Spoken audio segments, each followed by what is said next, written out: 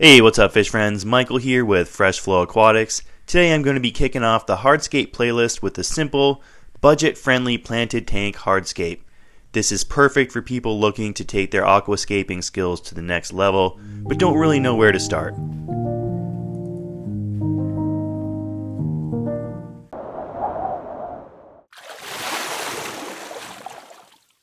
This is my budget-friendly stone pile. Most of the stuff I collected or purchased from landscaping stores, starting with some brown to pink granite. These are really nice simple stones with a little bit of texture. You can think of them as kind of standalone pieces or things that you'd pile up. Granite river pebbles are a great accent around larger pieces of granite, especially in a sand bed. Lava stone, on the other hand, is a great material to build up if you have a specific shape in mind, like this little cave network. I built this by siliconing small chunks of lava rock together and slowly piling it up. You can get this at your local hardware store for gas fire pits. It's pretty cheap. Just make sure to wash it out really well. Another one of my favorites is Mexican beach pebbles. They are one of the more expensive stones from a landscaping store, but still way cheaper than anything from your local fish store. And then last but not least, mountain granite from the stone yard. It looks a lot like Siriu stone, but it's literally 80 times cheaper. If you spray them down, you can see that Siriu has some really pretty venation and a lot more texture. It will also add minerals to the water and alter pH, whereas granite will not. All the other stones in this pile will not alter water quality with regards to pH, GH, or KH. Now it's time to pick some wood out. I've been collecting all this stuff from high elevation forests in my region. Pick dead branches that have been baking in the sun for a couple of years and show no signs of waterlogging, mold, fungus, or insect activity. It should also not smell sappy or of resins. These branches and roots are all from pines and firs. To keep things simple but impactful, it's a good idea to grab one eye-grabbing piece and then some smaller roots to detail around it. Then pick some stones to match. I decided that some gray mountain granite would be a good contrasting stone against the brown wood and sand that I'm planning on using. Here's all my hardscape materials. I only had to pay for the granite, which cost me about 30 cents.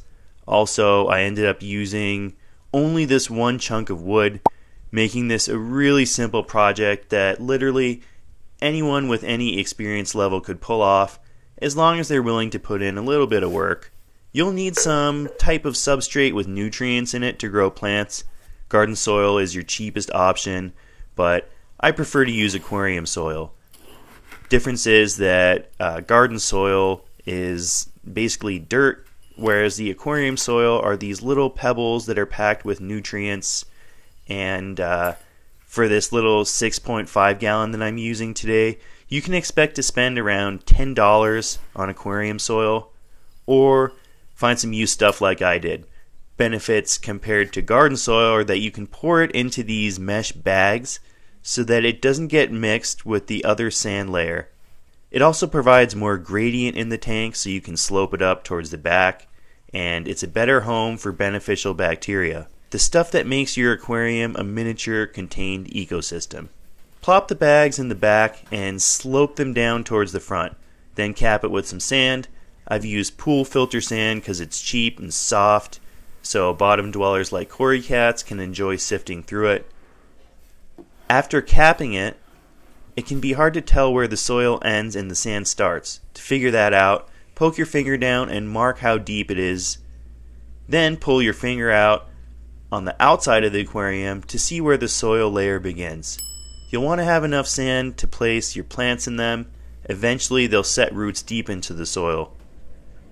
The wood ended up being a little too large to fit in the tank, so I used some loppers to whittle the root bundle down until it fit in the tank.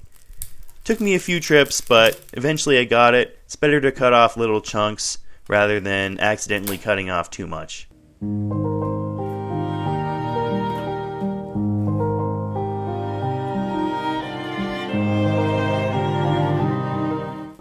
I always place rocks under the wood because it looks natural.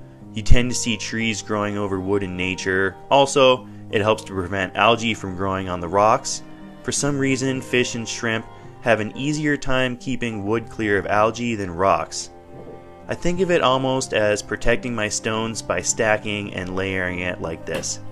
Another advantage to placing rocks under wood is that you can glue the wood down to the rocks to prevent wood from floating when you fill your tank with water.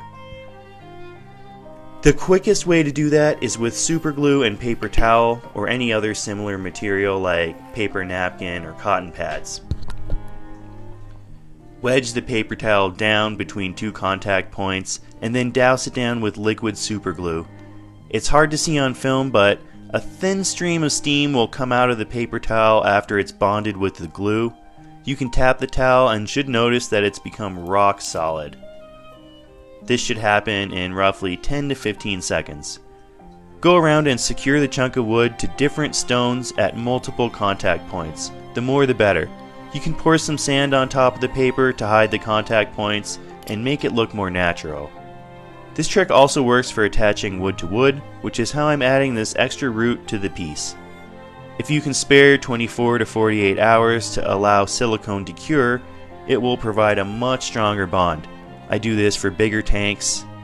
You can also drill a hole through wood to string zip ties through to be anchored down on stones.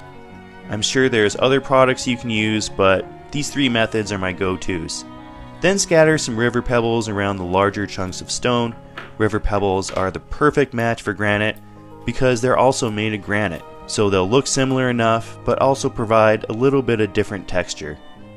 Pour them heavy around the main pieces of granite and then thin them out further away towards the big chunks. There's something about doing it this way that looks natural and aesthetically pleasing.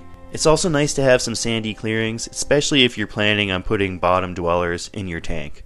And there you have it, a simple, budget-friendly hardscape that someone of any skill level could pull off. There's plenty of space in the back for stem plants to grow thick and jungly. The roots provide excellent hiding spots for fish, creating a healthy habitat where they can feel sheltered. One of my aesthetic rules, though, is to contrast the jungly areas with open space so that you can enjoy watching your fish come out and swim around. I hope you've enjoyed today's video. Please hit that like and subscribe button if you found this content helpful. It'll let YouTube know that people are enjoying my videos and encourage me to make more content for you in the future.